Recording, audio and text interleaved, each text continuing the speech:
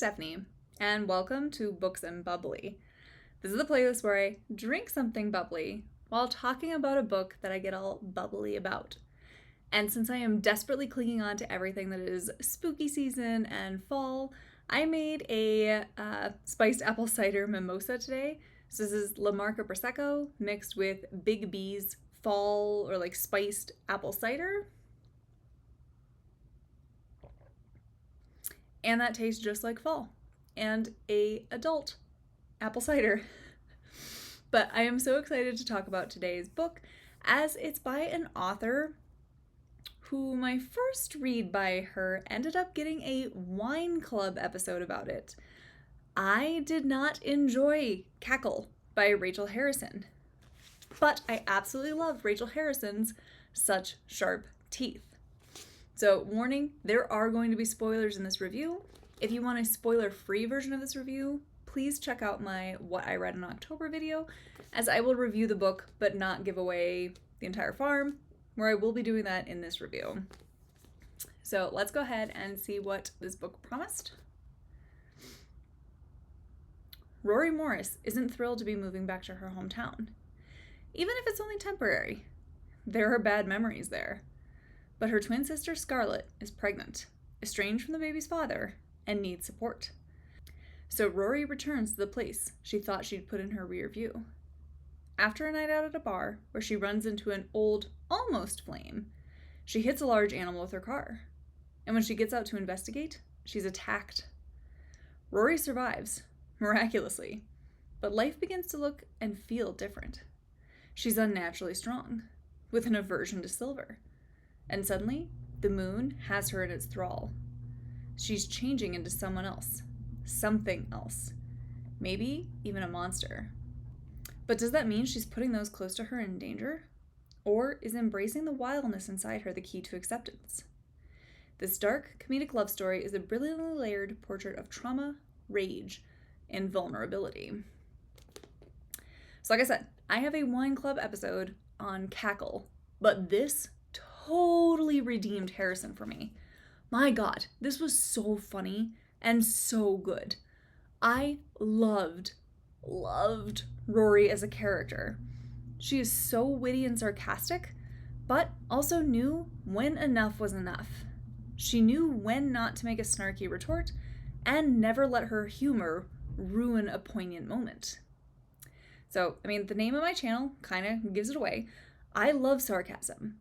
But I have found some characters that are sarcastic to the point that I can't take them seriously. Everything is a joke to them. I love sarcasm, but we also gotta know when to reel it in. And Rory definitely knows. She did not cross that line. She could rein it in and be serious when she needed to be. And it really humanized her and made her feel real instead of a character in a book. Which, props to Harrison, because that's a tough line to walk, and I think she did a really good job with Rory. So Rory's story of becoming a werewolf is one that's filled with rage about what's happening to her and how she has lost control of her body, as well as kind of her mind and herself. It perfectly mirrored Scarlett's pregnancy, especially since Scarlett was not expecting this pregnancy and didn't go into it fully prepared. Scarlett's pretty conflicted, as she does seem to want her baby, but she's also terrified, which is completely understandable. She's scared about how her life will change, how her body is changing, and what it will mean to bring a new life into this world. She can't control her body during this time, nor will she be able to control what happens after the birth. It's a time of transformation for both twins. It was really interesting to see Rory's return to her hometown, as I would probably feel the same way she did. She wasn't super excited to return, but did it for her sister. I loved my hometown while I was growing up there. It was very safe. It was a great place to grow up. But I'm not sure how I'd feel if I had to go back there to live as an adult. It would be familiar, but also foreign because I would be so different. I'd expect to do the same things I did as a teen, but I'm no longer in that stage of my life. And I think Harrison did a fantastic job of capturing those feelings really, really well.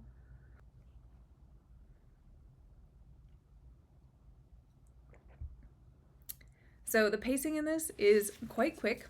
She's not a big girl. She's a nice, thin little read. But especially in the beginning. Like, Rory being attacked by the werewolf happens really early, which on the one hand, great. Let's get right into it. On the other, can I get to know Rory a bit more before she's experiencing this monstrous change and becoming something else? I also think Rory embraced being a werewolf shockingly quickly and was kind of blasé about it. I guess, like, I talk too much, as I would have to have someone that I could talk to about what was happening to me. But Rory kind of just accepts what happened and doesn't really tell anyone.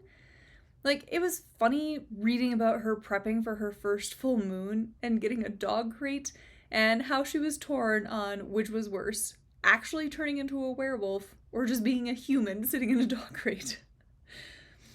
I will also say there's definitely some legit body horror in this, as when she does transform and then talks about the morning after, like, hearing about her post-wolf out activities was so gross, as she is, like, throwing up animal bones and skin and fur of the things that she ate. Like, there's definitely some horror in this, but it's more the, like, ooh, like, kind of visceral kind. I also think it was definitely humorous horror, as Rory tries searching for cures or online forums with other werewolves to help get some help for herself. But again, I do find it a little odd how little she seemed to care about figuring out who turned her in the first place. Like, that would be my first question. Like, who the hell bit me to turn me into this thing? Now, I will say, I figured out pretty quickly who bit her, which is her old high school friend, Mia. It's not really clarified if Mia knew what she was doing when she attacked Rory and changed her, but I really do appreciate how Rory was finding a way to stay herself during her transformation. She wanted to control her mind, even if she could no longer control her body, or becoming the monster. Mia chooses not to restrain herself, so Rory tells her to leave town or she will end up destroying Mia. So, as if becoming a werewolf isn't enough, Rory is also realizing that she has feelings for her childhood friend, Ian. Don't we all? So, Ian has been in love with Rory since 6th grade, but she didn't return those feelings, or I guess at least wouldn't admit to them. I'm still a bit murky on whether she really liked him or just ended up accepting that he was in love with her. They have a pretty cute romance throughout, and Rory does learn to become more vulnerable and let people in, which she definitely needed to do. And she realizes that loving others isn't a weakness, that it takes bravery and strength to open yourself up to love and to love someone in return. When again, kind of like her transformations, she has no control over what's going to happen. That person could hurt her. They could. But she has to be the one to choose to let them in and love them. One thing I didn't like is how Rory does treat Ian at some points. He does call her out on her shit, which is good, because she was pretty hypocritical with their big issues. So basically, she finds out that Ian went out with her friend Mia and refuses to talk to him about it. She just stews and gives him the silent treatment, which, of course, when Ian finally talks to her about it, it's nothing. So he took Mia out for a drink after her father's funeral because she was alone and he's a good guy and didn't want her to just have to wallow in her sadness and be alone. He wanted to be there for a friend. It wasn't romantic. So, had Rory just talked to him, this would have been resolved. Honestly, this part of the plot felt really forced and basically like shoved in to add like conflict.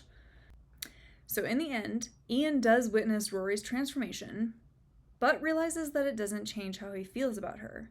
He loves her, werewolf side and all. And that's kind of beautiful, that he still chooses to love her even though she has to deal with this transformation. I mean, honestly, when I first picked this up, I didn't really pick up on this dark comedic love story. I didn't think that the love story aspect was going to be as big of a plot point as it was, but I do feel like it worked pretty well. Again, minus their stupid like miscommunication trope, because I didn't love that. That was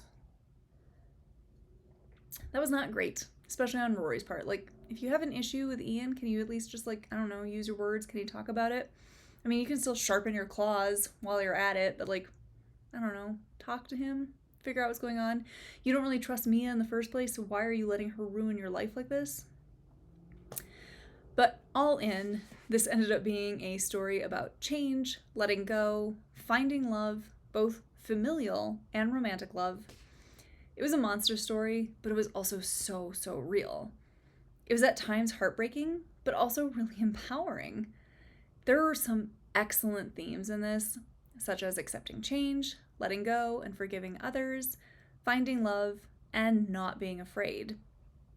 And I really enjoyed my time reading this.